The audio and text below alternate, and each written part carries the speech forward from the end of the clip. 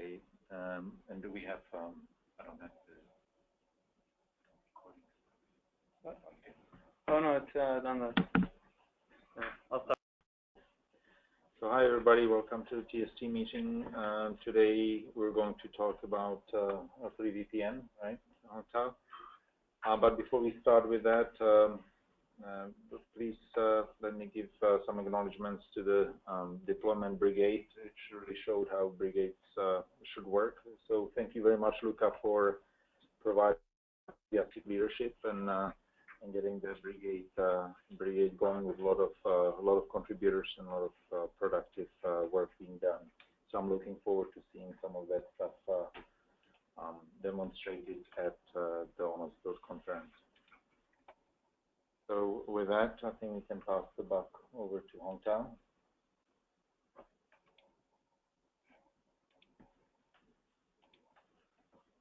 And you should be able to share your screen and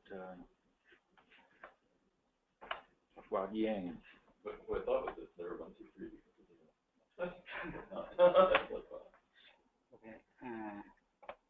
Okay.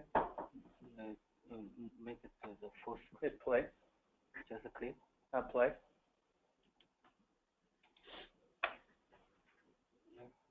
Oh, play.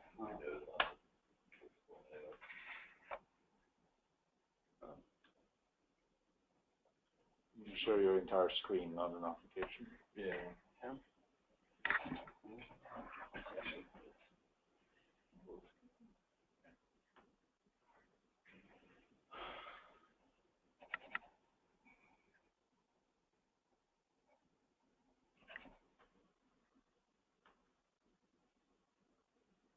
Okay. I cannot see my screen.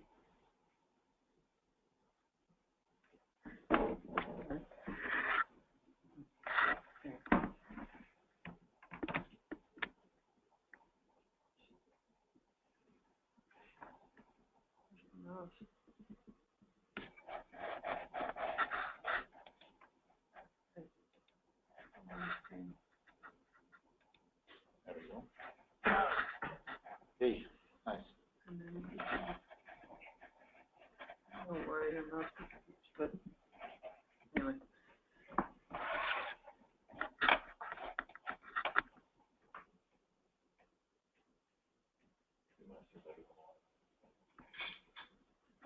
Okay. Hello, everybody. Today I will present VPN application design based on the Yin model for the ONOS. This project we already started, but the current state is that because this project heavily depends on the Yin model. So our Yin model team still working on the Yin model coding, not completely finished. So this project we just finished part of this, not complete. So today I just give a proposal for this implementation. So if you have any idea, maybe we still have time to improve it. Okay, thank you. Okay, here's the layer 3 VPN architecture. Basically, for this L3 VPN application, we defined 2 basic applications. This application is running inside the ONOS. And from this picture, from the top side, the application, external application can send the request VPN, create a creation request to the ONOS through the REST-CON. And we have 2 applications, L3 VPN applications. These 2 applications just handle the user application request behind the Yin model. So the first one is in the network level, L3 VPN application. This application just handle the request in the network level, not in the device level. We have another one, network element NE L3 VPN on the right side. That application just handle the device on the network element. So firstly, how this work? Firstly, these two applications need to register to YMS and register to YMS. So after YMS get the VPN request, YMS can inform these two guys and generate the data from the request generated in the JSON data structure, generate the request and then send this the parameter, the request parameter to net RC VPN or any RC VPN. So actually, we have two ways to set up the VPN service. One way is the application, just use the network level RC VPN setup to define a path, the channel, whatever. That's it. Another one is the application, just indicate the PE in the network, in the device level, just indicate the PE. I want to set up a VPN service. Just go through. So in this case, the application doesn't need to go through the net RC VPN. So the application just call the YMS and any RC VPN. These are registered in YMS. So YMS will inform the RC VPN. So after get this request, the net RC VPN will retrieve the topology and get the system resource, allocated resource to the RC VPN, and also save the data, the RC VPN, the request data, the permit data to the store. We also define the tree store inside the ONOS. And then this guy, the net application, VPN application, will send the request to the NE application. So NE application will get, after get this request, the NE application will analyze the request and then divide the network level request to the device level. So just isolated each device. So RC VPN will get this information and then try to generate the configure data for the device. So after NE RC VPN finish this element analysis, then this application will save the NE configure, the device configure to the store.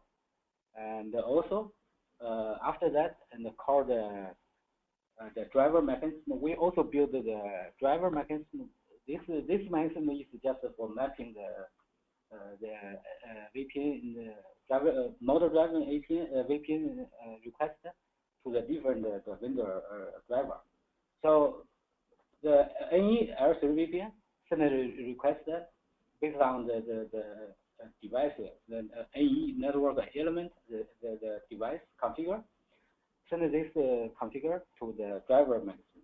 So driver mechanism, this driver will compare will analyze this request configure and compare with the vendor model driver. I will talk this a bit later for the driver. So the driver mechanism then after getting this data, mapping with the different the vendor configure file, then use the generate the XML file and send to the push the configure to the device through the netcom. So this is a general procedure for the RC VPN setup with our application and based on the Yang model. I will talk a little more detail in each part.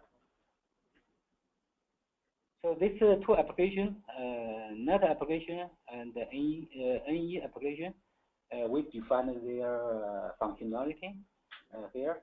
The net application, the main functionality is just open the VPN request from the application. And this VPN request is just use the standard YAM model. This get the VPN request from YMS. And then net app also responsible for creating the VPN instance, allocate the resource, and generate the request to the called the VE application. And also also this guy will store the net VPN model to the store. And the net VPN model is defined based on the standard IETF model.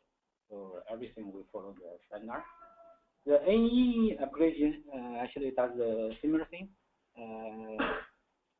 Get the request from net application or directly from the or bypass the net application, just get the request from external application, and then to generate the data and save the data to the request the data to the store, and call the driver interface that pushes the configuration to the device. Same here. The VE VPN model is also based on the standard IETF model. So we defined some the interface for the applications. For net application interface, we provide the get call. This get call just defined the. Oh, sorry, this is the Chinese. I didn't translate it. Actually, this interface is called by YMS. YMS use this call to give the VPN instance request to the net application. And also we defined the set. This is also some interface, also called by YMS, and provided the delete. The VPN delete, update, create, this kind of operation. And also below we have the create, delete, update, this information. And also we provide get just query the VPN instance. This is in the net application interface. So the same thing for the NE application, we also provide the interface to the YMS. The YMS will call this interface to do the similar thing, just the create, delete, update, and get provided this kind of service. This is in the network element level. So for the device, not for the whole network. So the interface is similar for these two guys. And also we have built the tree store for the YAM model. The tree store is for saving the data, generally translated from the YAM model. And the Cetera is working on that part, the tree store. The L3 VPN application also uses this tree store. Save the L3 VPN parameter requested to the store. This store plays a key role actually in our design. This store also has used the ONOS distribute mechanism. So after we got the application request, then we translate the data based on the YAM model. We translate it to Johnson data structure, and then save it to the C store. This store will distribute the data to the other instance, ONOS instance. So the other ONOS instance, the application, the NE application can get the data and do the job locally, and push the configuration to its domain. This is YAM store. The tree store also provides the interface for the application. Here I give some list. This interface is just for the write. You want to write some data to the tree, provide the tree path, and write, update, and delete. And also we provide interface for the tree changes. So if there are anything changes, so the listener can get notification. So here is the driver mechanism. Actually, for the different vendor, they maybe provide the different configuration file. So firstly, in this driver mechanism, firstly we compare the driver provided by the vendor. Actually, there are three cases here. The first case is the vendor provided the driver config file, exactly the same, follow the same standard, and exactly the same as we defined in the YAM model. So in this case, we can translate, we can automatically convert their file to our config file. The second case is not completely the same, but partially same, but they also follow the one-to-one mapping, and also through this vendor configuration, maybe we can add some more rules, or define, or we can define by ourselves, define some more mapping rules, and then we can do the automatic conversion. The last case is that the vendor provides the configure, not in the last two cases. So in this case, we have to do some manual work. We need to write some code and do the data transformer and register their driver in the system. So this needs some manual work. Here, this is our analysis for the IETF model. We want to this is the IETF young standard model. We want to map young model, net model to, after we got the net model, we want to map it to the AE model. So we need to pick up each item and analyze it and mapping it to the AE, to the device level, device model. This is the standard. We just pick up some item, try to implement it in our case. Then the next step, after we get the mapping for the AE model, we need to map it to our device model. So here in our implementation, we just use our Huawei device. So our Huawei device also defined some model. We need to map it, but in our case, we can do it automatically convert. It's no problem. So this is just some detailed item mapping, not that technical. So in this implementation, we tried to use a sample network model to demo the implementation in the application. Here, our demo is defined is very simple. We just try to define VPN through the CP, through the P1 side to the P2 side. And the service provider, actually, we just use one or two, just a couple of real router to run in the application. So this is basically for the demo, for the sample demo. But after we provide this application, actually the customer, the user, they can use our application, the interface we provide, to define more complete RC VPN case. And also after the next step, not this step. This step we just implemented the RC VPN inside one domain. And maybe next step and the later work, we will create the VPN through the different domain. So in that case, we need to modify, add some PGP. We need to add some PGP capability in our application. Maybe that's next.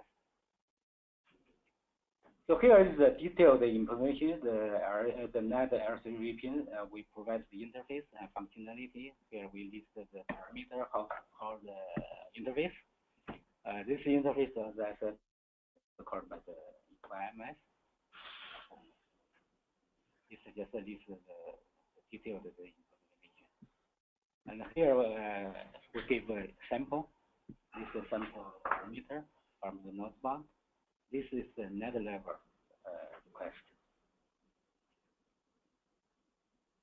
And this is a vendor model in the node bound. And this is NE interface. So actually basically the actions are similar, but the object is different. So this is this guy defined the northbound interface. This is the detailed implementation. This is in the vendor model. In the vendor model, you define the very detailed information here, R3 VPN and VRS. This sample configure is because we are in our implementation, we have not implemented everything automatically, so we still need some manual configure in our device. This is just to tell the device what we want to do, just use the CRI or device CRI command. This kind of stuff later we can move some of to the application, combine with the BGP and create cross domain VPN. Okay, so basically the application is not that complicated. The status, as I said, is because these two applications heavily depend on the YAM model. So when we define our roadmap, we have to to work with our India team, the YAM model team, and discuss with them when their YAM model is ready. Only after they make the YAM model ready, we can debug or test our code. So this is basically the roadmap is here is top of the with the India team, the YAM model team. We hope we can, most likely, I'm sure we can finish it by then, within 1 month. Anyway, we can submit that for the IPC release. So this I can guarantee no problem. So this is R3 VPN provision, and it's testing code will merge it to the IPC. The customer can try it.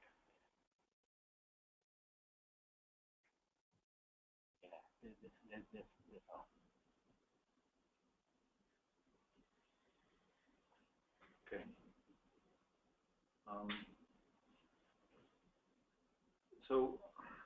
So I understand there's a dependency on a YMS, there's a dependency on the Elastic Store, Elastic configuration that's being worked on. But in terms of the initial architecture diagram, I guess I'm a little bit perplexed here. It seems to be every arrow talking to every box.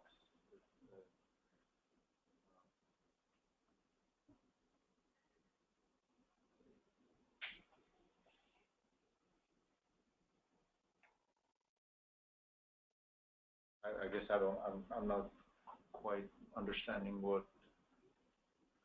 Maybe I can. Well, I mean, maybe this is not the place for it. It just seems that does not scream simplicity in here. That's for sure. And it should be right. I mean, Yang is not supposed to make things simpler, right? I mean, if I was a service provider, I had to write this myself. I'm a little bit puzzled. It's more clear actually. Here on the left side, I tried to explain the procedure how this can work. No, yeah. Yeah, in terms of the implementing, here we just display how they interact. So yeah, I guess I'm also a bit perplexed. So at least maybe I thought, maybe mistakenly, that the L3 VPN was one of the sort of end-to-end use cases for the new dynamic configuration subsystem that the brigade is working on. This was going to be kind of like a proof point that actually what we built is a nice, reasonable solution, a reasonable mechanism. So the reason I bring that up is because the brigade is still continuing to work on what sort of the interface will look like between the store and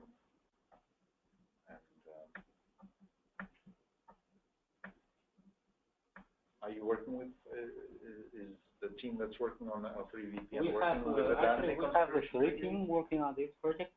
You have what? Three teams. The young model, YMS. Oh, sure, YMS, yeah. Well, Young Tools and YMS, it's fine. That's independent. Yeah. Okay. Yeah, YMS is done in India. Yeah. And store, Sarah is working in the store. No, yeah, but there's going to be more people working on that, right? Yeah. We have another team in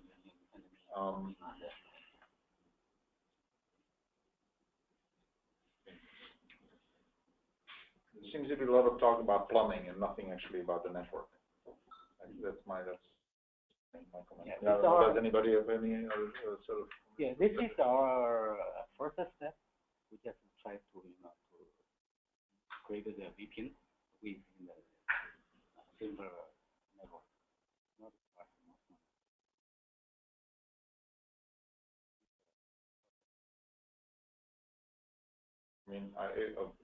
I mean, I guess I would have to see maybe code level stuff or maybe a little more. Oh yeah, I mean, I guess I don't really understand the sort of complexity of this design because I would, if I were to implement this sort of thing, I think it would have, two or three kind of simple parts to it.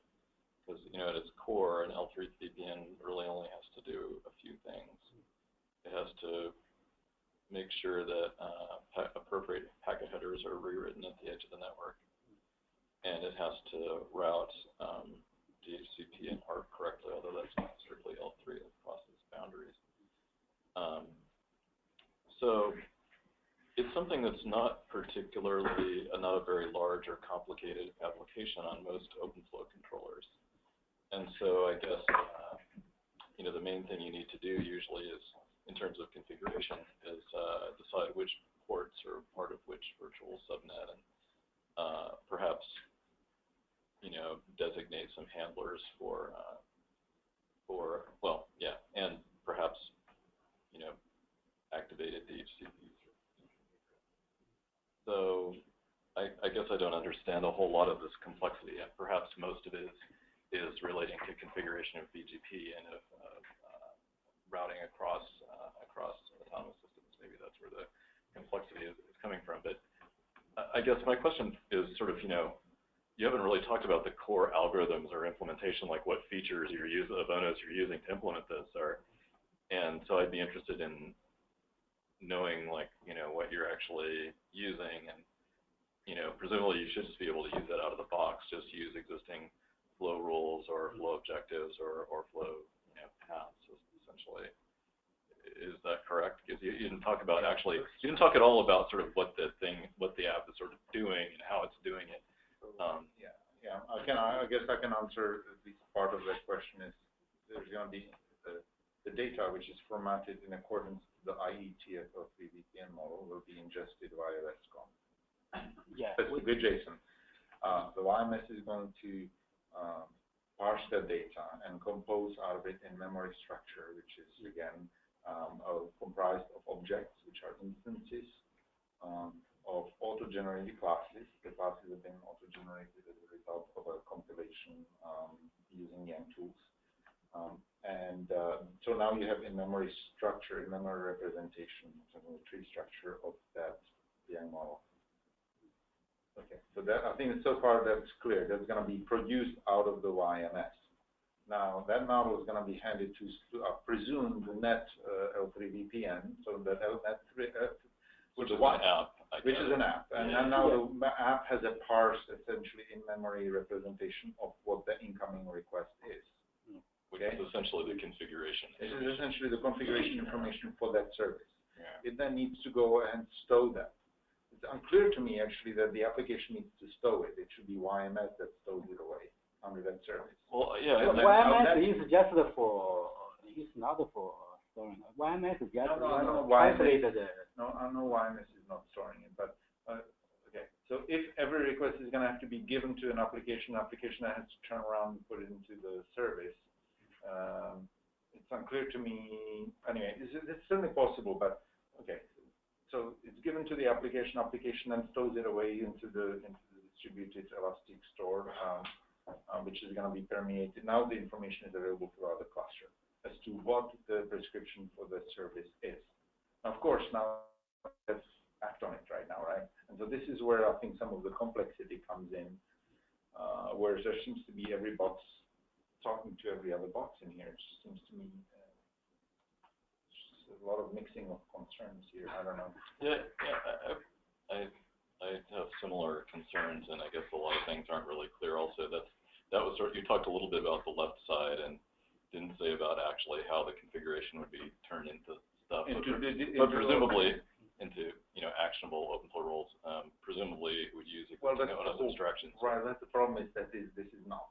This is essentially exploiting. This is VPN by configuration, not VPN by SDN. Oh, well, if it's SDN, if it's not SDN, why are we talking about it? I mean, maybe this is a misuse of ONOS, I guess, is a way of thinking of it, which is that I'm not sure ONOS is really well suited to being a generalized configuration mechanism for non-SDN networks. So yeah, it doesn't make sense. Yeah, that's a separate discussion we've been having. But so AT&T and others do want to use ONOS as a platform, not only for doing SDN. Yeah. Definitely, they can definitely, like for example, having discussion with Brian Freeman yesterday. Yes, for flow control, yes, we should be using ONOS control abstractions like flow objectives, flow rules, intents, whatever. However, for device configuration, which AT&T still needs to be able to do, they're interested in using this model-driven approach, so they can turn off, they can read every register and turn off every LED on a device, and they do not care that the applications that actually are exposed to this model are exposed to devices. They still want to use it, so fine. So you're saying that the right side is basically a pass-through of device configuration? Not quite. Yeah, because they also want to be able to create the Yang models of their own services, which basically can have, they want to be able to describe them all. So there's both. That's why there's two sides to it. One is a service level configuration, which does carry along with the device some high level, in this case, IETF normalized device config instructions. And then there is a device configuration column of this, which would carry information. And I presume that what you were talking about, Hongtao, would be as part of the IETF model to Huawei model or whatever other models. Yeah. But yes, you're right. SDN solution would be to accomplish this using flow abstractions. However, in this case, it's just accomplishing it by configuring using hardware. I guess so, sort of. Yeah, I didn't really understand the netconf part of it. I'm like, what are you using netconf for? The only thing I could really imagine it being used for is like, I don't know, doing things that are kind of out of scope for OpenFlow, like configuring QoS or something. So that you can turn on the features in a hardware. And potentially bootstrapping yourself, making sure that your switch comes up in OpenFlow mode or something. But yeah, I guess. But what you're saying is that the right side is sort of essentially a pass-through where you may have actually device-specific configuration that is sort of passed all the way down through ONOS, and ONOS is just used as a RPC sort of well, and distributor, basically, yeah, distributed configuration. Actually, before we start this project, maybe orchestrator. some of that talked you remember, we have another, plan. Don't use the model then we just, yeah, so either the Airtel VPN or through the netcom subsystem. So much. I mean, from my viewpoint, at least, if the spirit of the effort has not changed, and this is not another project that we're talking about. I thought the spirit was to use L3 VPN as a proof point of the underlying dynamic configuration subsystem. And there is definitely some similarities to it, but I'm surprised at seeing some of the number of the arrows where they are. So the Net3 VPN interacts with the YNS to be able to learn of the service models. Yes, I get that. The device portion, I'm not actually sure why the device portion is there in this particular case. I thought it was all. What is the device portion? The NE of 3 VPN. Yeah, any L3 VPN is just for the device network. The net L3 VPN application is for the network system service or operator service. So we use that to get the L3 VPN request, and then send this request to this guy will generate the topology and allocate the system resource. Maybe it's just a different picture than it's happening. So yeah. This actually this is not the architecture for the application. This is just the whole different module how they interact with each other. I guess the thing that's not obvious, I guess, is sort of since there's so many arrows, I guess the question is, why have this particular modular, right? That's exactly it. The smelts feature and the in here. It looks like maybe these guys. It's not clear like why they're split apart if they have to communicate this way. But yeah, because this one is mainly for the system layer service, and this guy fits to the upper layer application, the operator, network operator. This guy fits to the device. And this guy also can get the request from application directly. So application can send the service through the net APC, but also can indicate some special device I want to. Seems to me like the request needs to come in, the data needs to be stored in the data needs to be whether it gets handed to the application and then stored, whether it gets stored and then reacted to by application, I guess that can be debated on. But it should be stored, and there should be listeners on the various nodes in a configuration tree, and the listeners will spring into action. So, for example, the driver mechanism, that any L3 VPN should not be calling driver mechanism directly. It should be done indirectly through basically the data being present in a model. And similarly, the number 6 arrow should not need to be there because again by just simply that's the whole point, right? Is you manipulate the model, and then there are other listeners. Because if you're just using the model as a database, then you're not getting any of the benefits of the model-driven design. Yeah, you may be getting code generated, but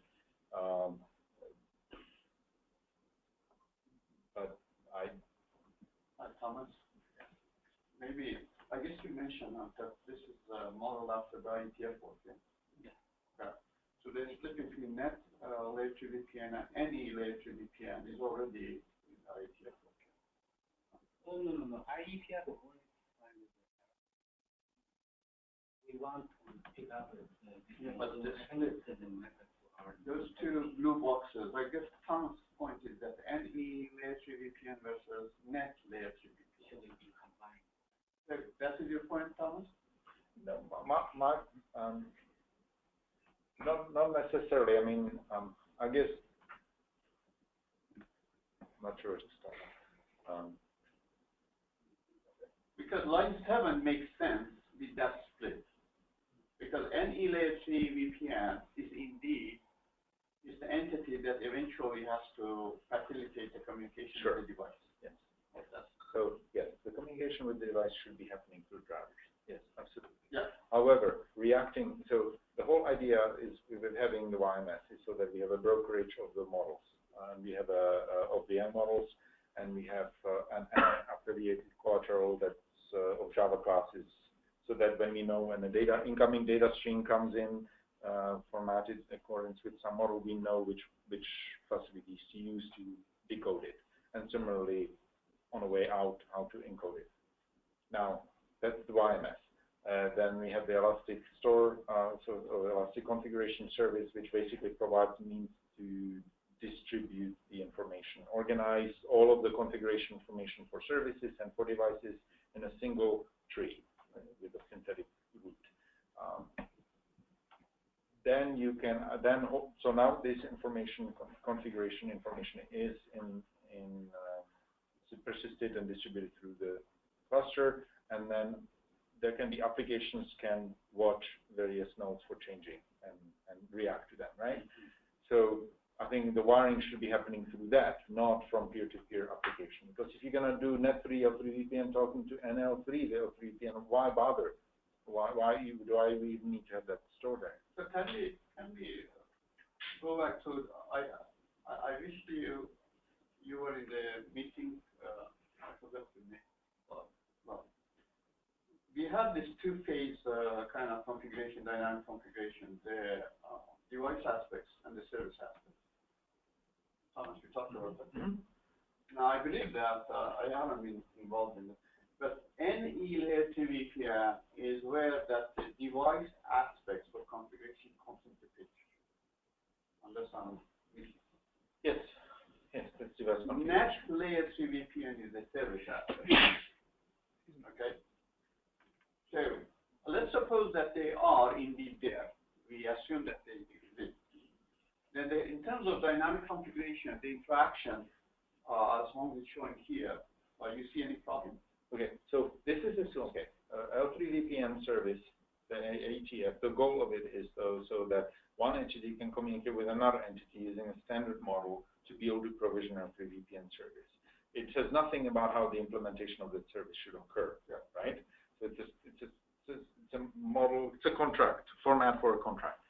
Now, okay, so great. So it goes to Net L3 VPN, and then it gets put in some sort of repository. Yes. From then on, something needs to make it so. Yes, right? Yeah. And the whole idea is that at least the requestor has no idea how that's going to be done. That's kind of the goal, right? So this solution right here with the arrow 6 and the fact is making an assumption that it's going to be done through configuration. Well, what if it needs to be done through SDN flow programming? Okay. Right? So really, the whole problem should be split in half. There should be just, we should worry about, the issues why I think the device configuration and service configuration need to be treated completely differently. Now, for the concrete case of maybe of this exercise for the fall, so is to say, okay, yes, we're going to do it through configuration for this time. But is a general solution for network, for the L3 VPN service on ONOS, that should not be the case. Should not be the case. It should be just, we ingest the service model, and then from then on, we may have varying implementation of how that's actually accomplished. If the details of the implementation are going to be transparent to the client requester, then why bother? Why even have us in the middle?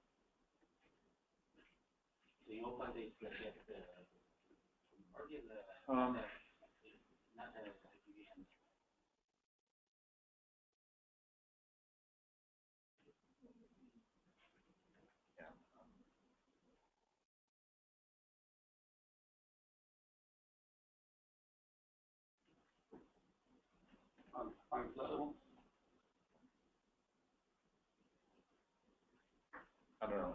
It's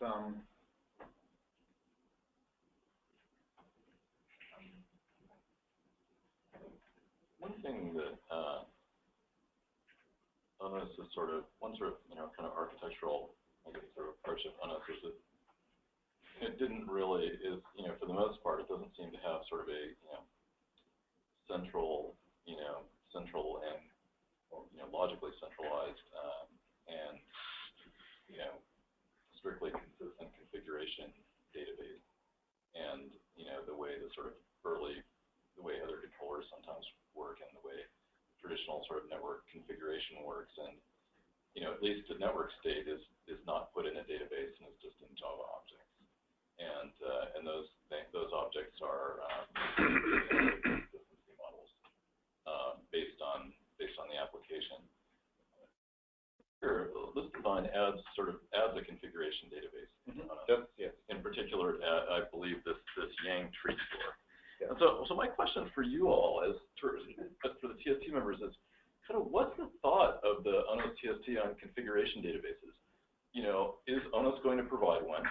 Yes. Is this what it's going to provide? And is this a good thing? There's separate questions, may have separate answers. So it's being requested. So yes. So AT&T specifically, but there's others who were interested in being able to write services and potentially external applications that can interact with their environment through ONOS, but fully exposed to the Yang models that they receive from the vendors. Be able to request special features from the vendors and then have access to them formalized through the Yang model. So that they're not at all. That seems to be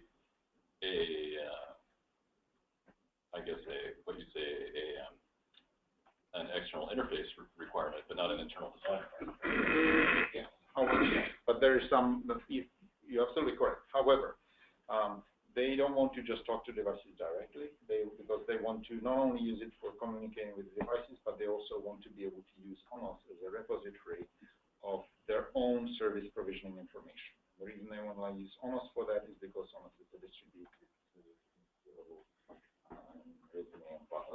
and so they're requesting this. So for that particular reason, we've invested in Yang tooling, previous release, and Hummingbird release, and in YMS, which is basically a subsystem that's capable of managing the compiled Yang artifacts. Right? You compile Yang into parse it and compile it into Java and some metadata, and you can register that stuff at runtime with YMS, and that will give you ability to encode, decode things externally, netcons messages like XML or RESTcons messages like JSON, and so you can now digest and encode and decode these things.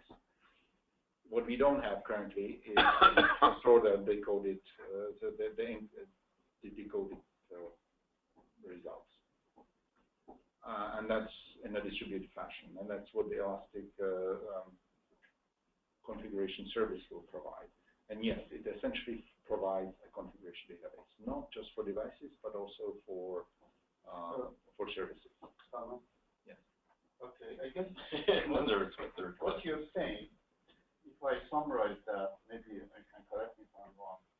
You have your goal is that packet in and packet out between a provider and a consumer, correct?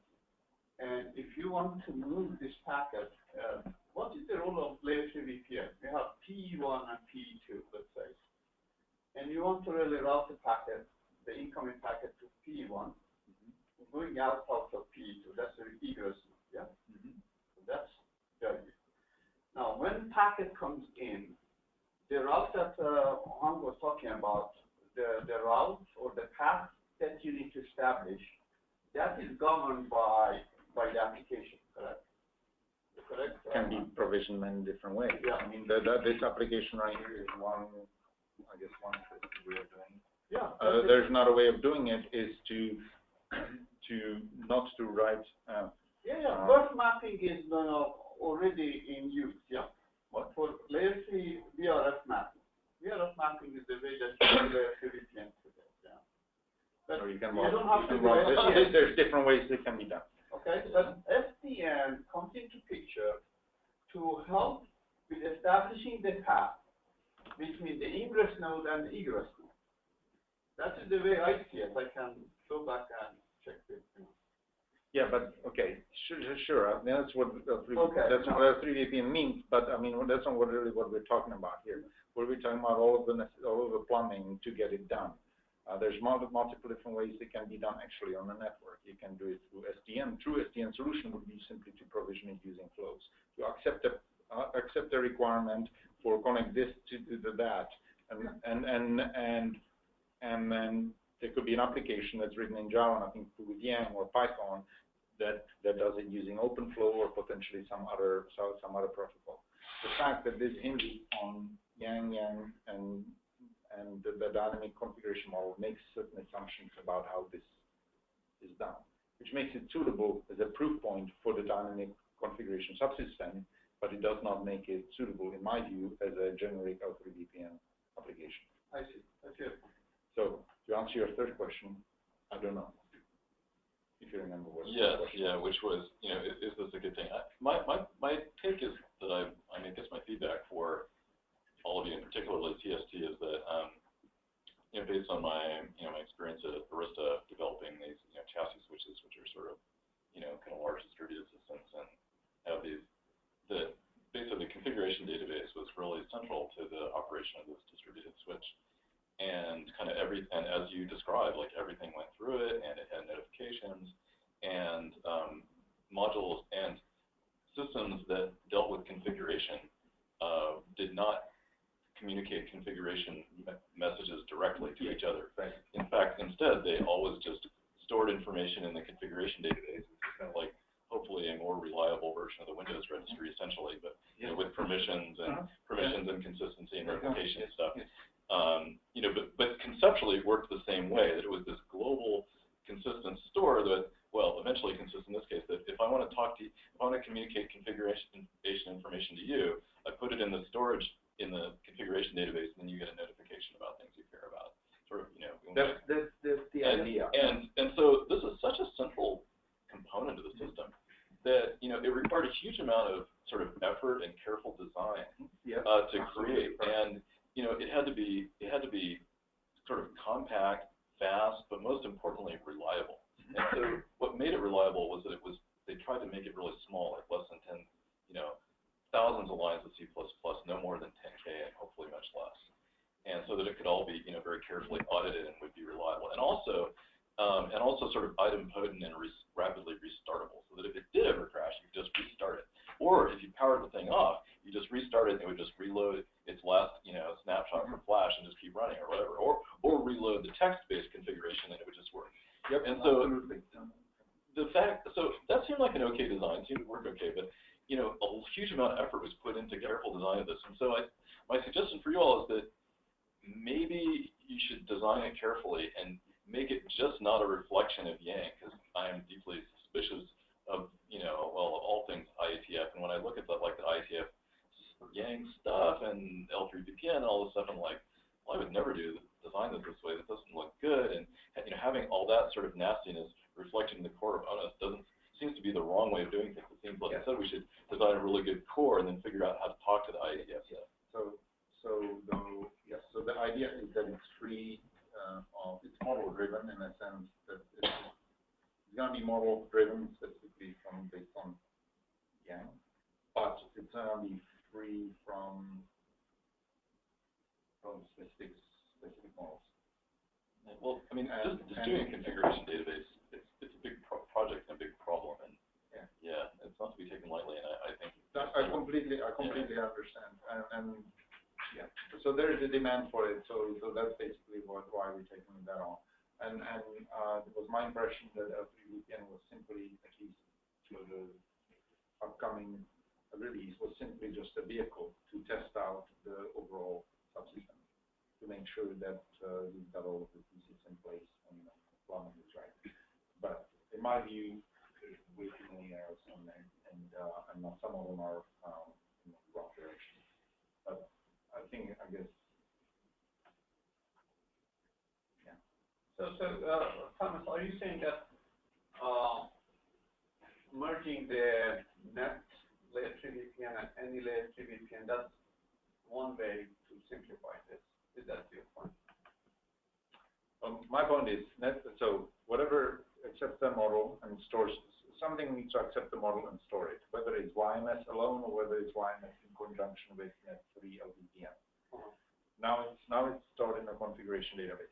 Something else can pick up the database and then pick up the information in the database and act on it. So there should be two separate entities. Too many layers here.